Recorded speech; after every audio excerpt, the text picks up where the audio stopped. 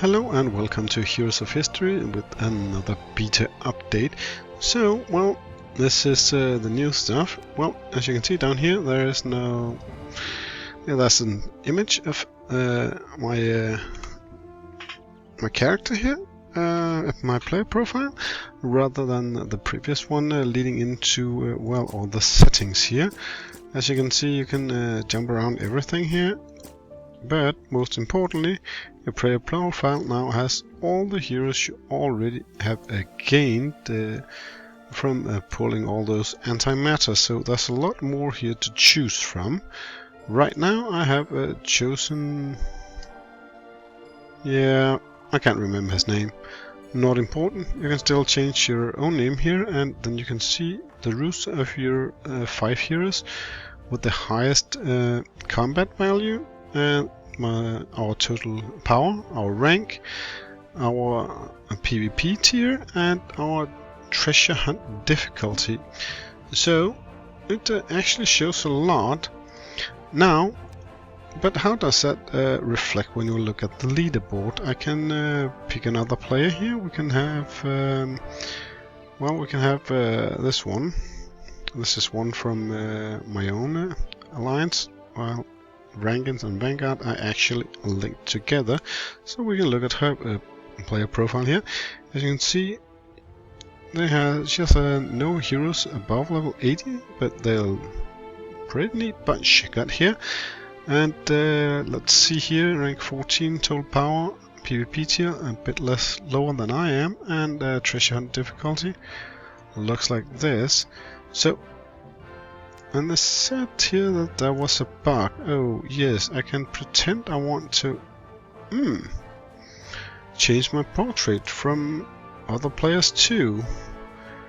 Well, it is a bit curious that you can actually do that. I don't think you're supposed to do that, so we'll leave it as it is. Now other things, well, the most important thing probably is the historical battles. Spartas' last stand has now become a thing, and you can see here there's information of what you're up against and what you can do to help it out, and there's of course some historical information here too if you want to read it out.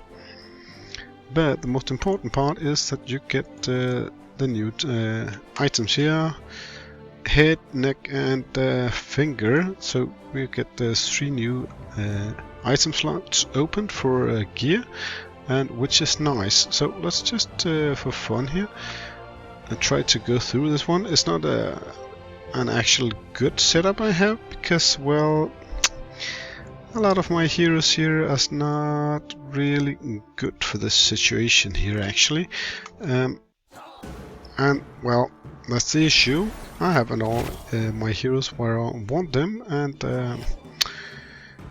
getting to 4-star equipment for the first historical battle, well, that gave me a bit of a setback, because even though I heard a bit about which heroes were to be used here, I haven't focused on upgrading those, so I'm not sure I can handle myself as well as I wanted to. But despite that, our heroes here needs to use everything.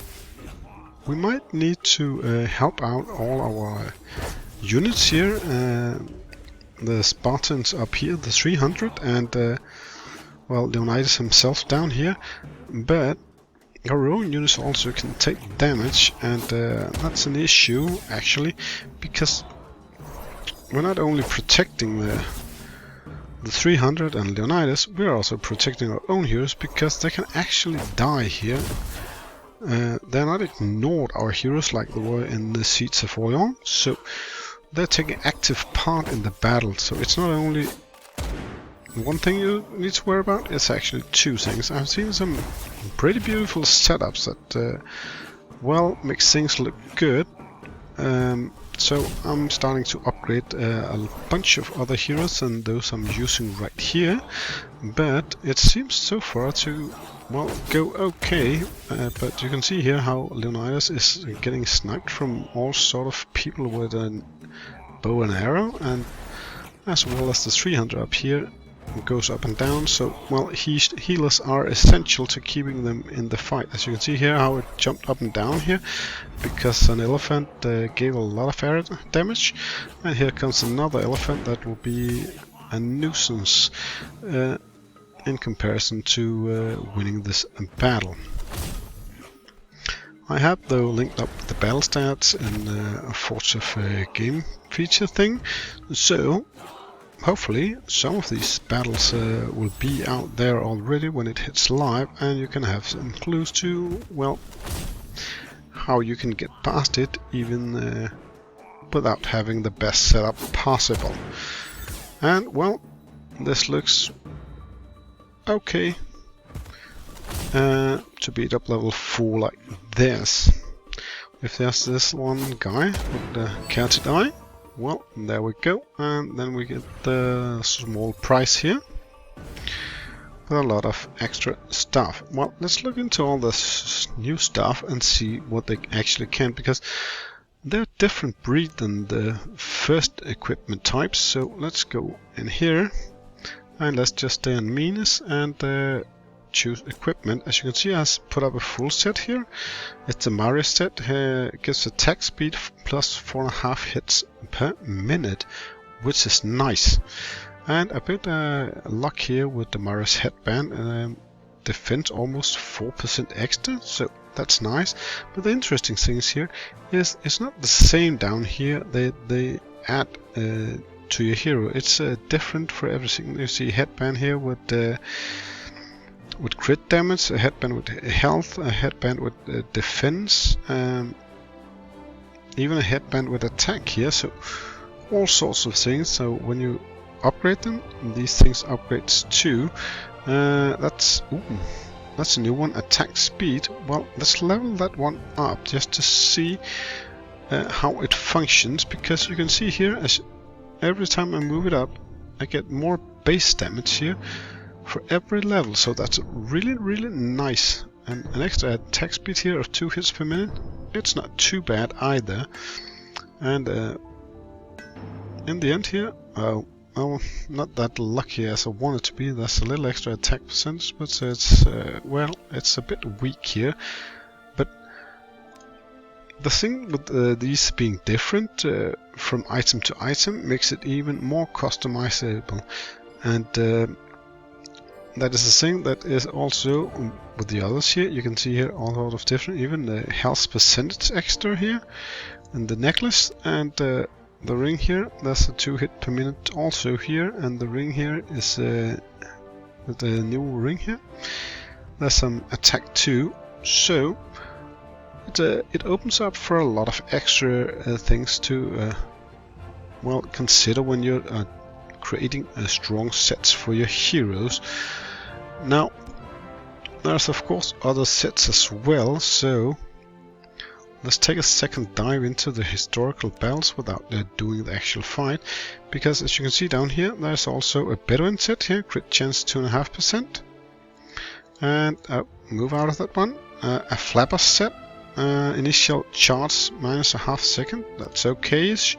Standard attack damage stealth plus 5% for a Lancer set, that's quite okay too. Magician set, area ability damage stealth plus 5%, not too shabby. I can see that on Hua Mulan, for example.